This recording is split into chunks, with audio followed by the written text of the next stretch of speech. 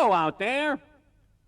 You're about to try your new super video display unit with the new super basketball game where Superboy has to beat the super team.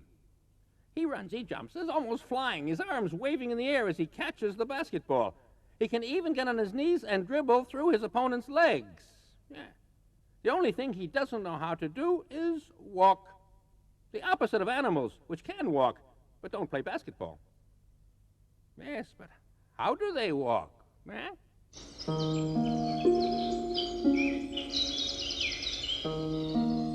There's walking and walking. A horse doesn't move the way a lizard does. For lizards, as with crocodiles, the legs support the body weight. In other words, before leaping, it's obliged to lift its body so that it doesn't drag on the ground. Their legs can only move forward. The lizard grips the ground with its powerful claws and pulls its body forward in this manner, moving its 4 feet alternately, its back right leg walking on the exact spot left by the footprint of the front right leg, its body weaving as it moves. Its tail, which is raised slightly, acts as a counterbalance, especially when it's running.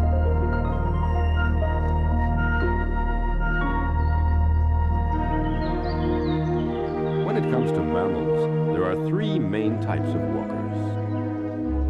The plantigrades apply their whole hands and feet on the ground from the tips of the toes to the heel and the entire palm of the hand. These animals, such as the bear, can sometimes stand up. Man is also a plantigrade, who now uses only his legs to move. Digitigrades walk on their toes, which is the case with numerous carnivores. And there are the pointigrades, which walk only on their nails, which have been transformed into hooves. The fastest animals in the world are the digitigrades and pointigrades. The cheetah can reach a speed of 110 kilometers per hour and the galloping horse 70 kilometers per hour. Quadrupeds, animals which walk on 4 legs, usually have 3 ways of moving: walk, trot, and gallop.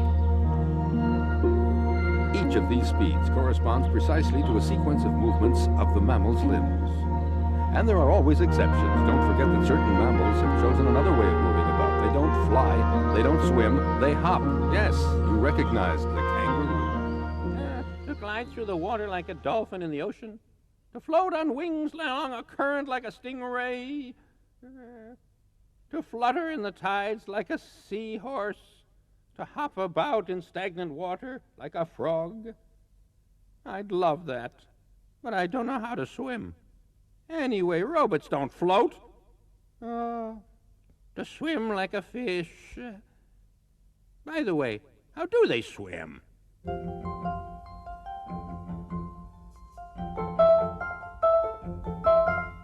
To swim like a fish.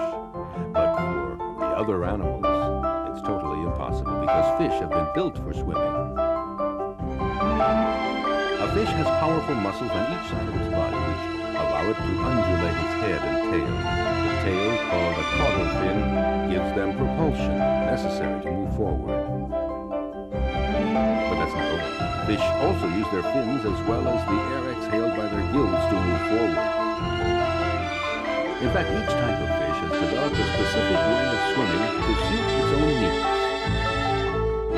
The faster a fish swims, the more it uses its lateral muscles. The slower it swims, the more it uses its tail. Between these 2 extremes, everything is possible.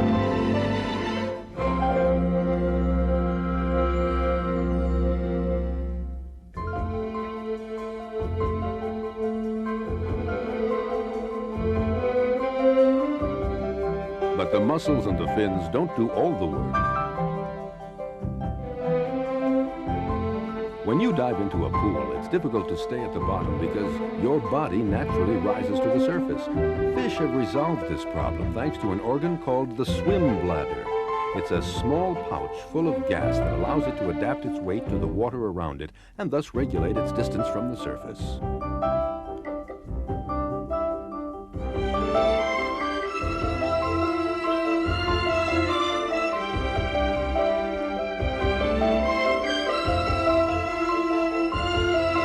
One last detail. The dorsal and anal fins are used for balance and the pectoral fins, those behind the head, as rudders. And never get them mixed up. There are lots lots of ways of flying, yes, and that's for sure. There certainly are. Well, think about it. Flying by gluing feathers to your back with wax and crashing because the sun melted the wax. Flying by taking a plane to a faraway destination. Flying, I don't know, by being shot out of a cannon. Man has always dreamt one day of being able to fly. Like birds, yes. But how do they fly?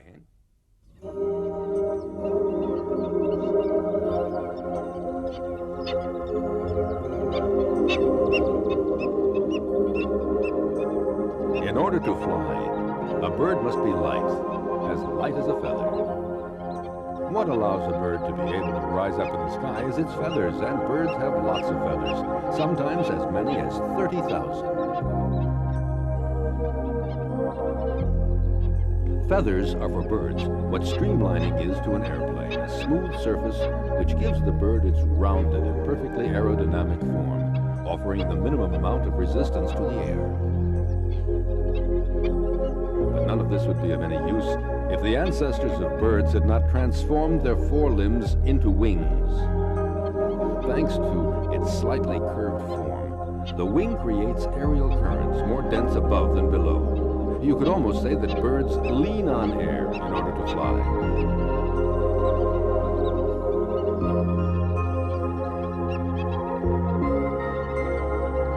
The wings are moved by powerful muscles, which, when they contract, lower the wings and propel the bird forward.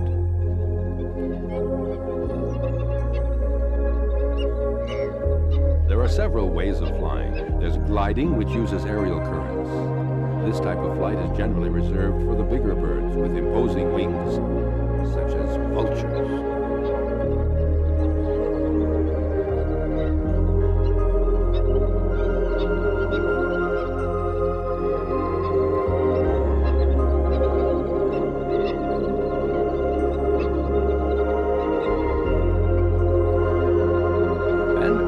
Flapping flight, reserved for small-sized birds.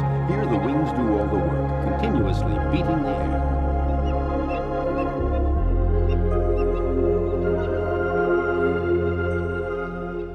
Leaning on his forearms and his knees, his elbows bleeding, the adventurer crawls cautiously through the moist, hostile jungle, his stomach knotted with fear and the enemy on his trail. Stooped, his head bent, his stomach tense, and the head of the department on his back, the adventurer has met his match. Nothing to be done. Nodding with servile approbation, the submissive employee whines, "Yes, sir, yes, sir." Animals surely have a more noble way of crawling, don't they?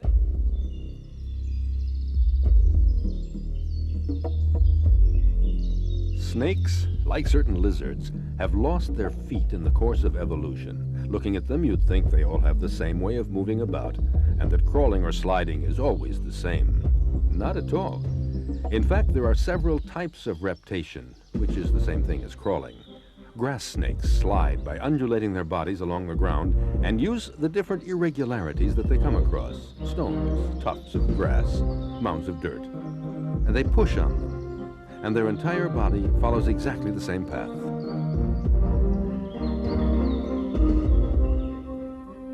The second type is lateral movement, used by desert snakes. As it is difficult to find things to push against in the sand, the snake slides sideways.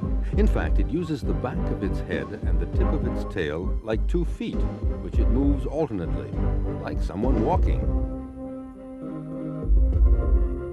Another method of crawling. The front part of the body pushes against the ground and pulls the rest of its body with it. This type of locomotion is used by average-sized snakes, such as the viper.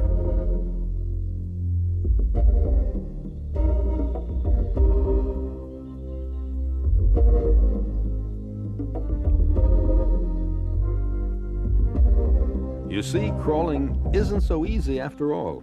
But snakes don't live just on the ground. Some are excellent tree climbers, wrapping around one branch, going on to the next, like a Christmas garland. Covered with scales, snakes don't have to worry about getting hurt sliding along the ground. Their scales are in fact dead matter, insensitive to pain, and of course, they do not grow. That's why snakes must shed their scales regularly in order to have a bigger skin to fit them.